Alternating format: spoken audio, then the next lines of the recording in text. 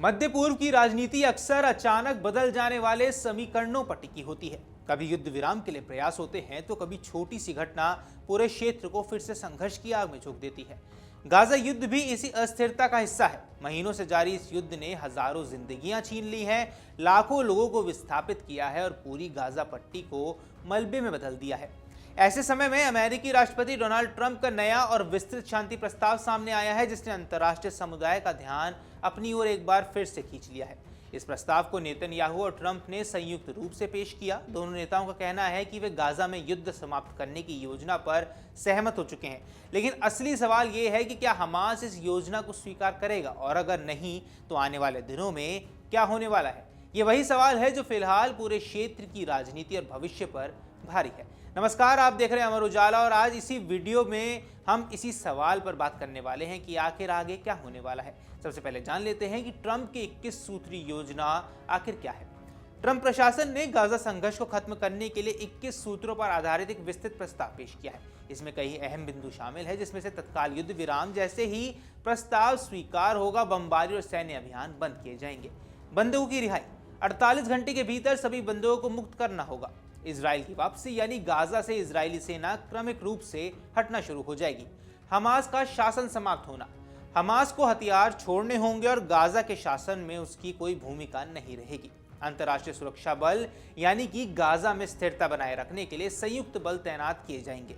शासन की नई व्यवस्था करना, यानी एक अस्थायी तकनीकी समिति गाजा का शासन संभालेगी और बाद में इसे पुनः गठित कर फिलिस्तीनी प्राधिकरण को सौंप दिया जाएगा।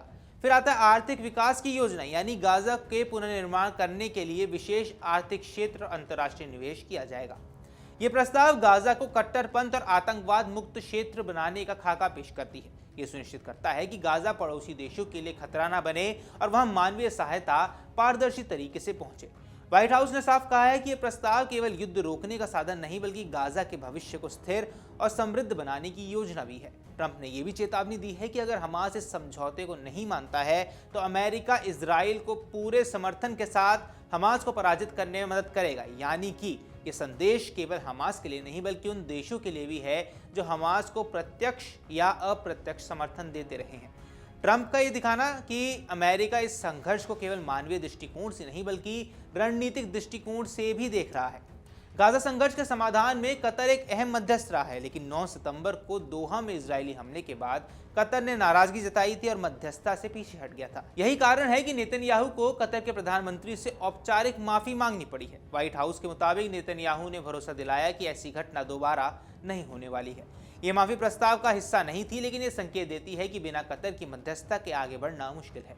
अगर कतर अपनी भूमिका निभाता है तो हमास पर दबाव डालना काफी ज्यादा आसान हो जाएगा।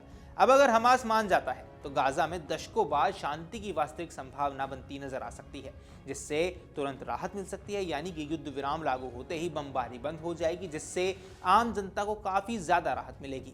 बंधकों की वापसी, बंधकों की सुरक्षित रिहाई से इजरायली समाज का गुस्सा शांत हो जाएगा और वार्ता के लिए एक बार फिर से माहौल बनता हुआ नजर आ सकता है।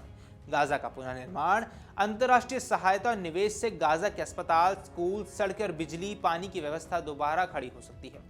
राजनीतिक बदलाव, हमास के हटने से गाजा का शासन एक तटस्थ समिति के हाथ में चला जाएगा, जिससे फिलिस्तीनी प्राधिकरण की भूमिका और ज्यादा मजबूत हो जाएगी।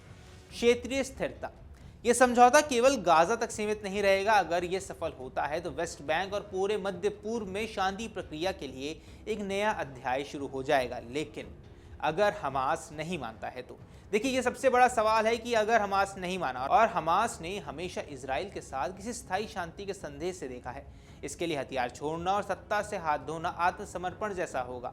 अब अगर हमास प्रस्ताव को ठुकराता है तो इसके कई नतीजे सामने आ सकते हैं। सबसे पहला, युद्ध का और ज्यादा तेज हो जाना।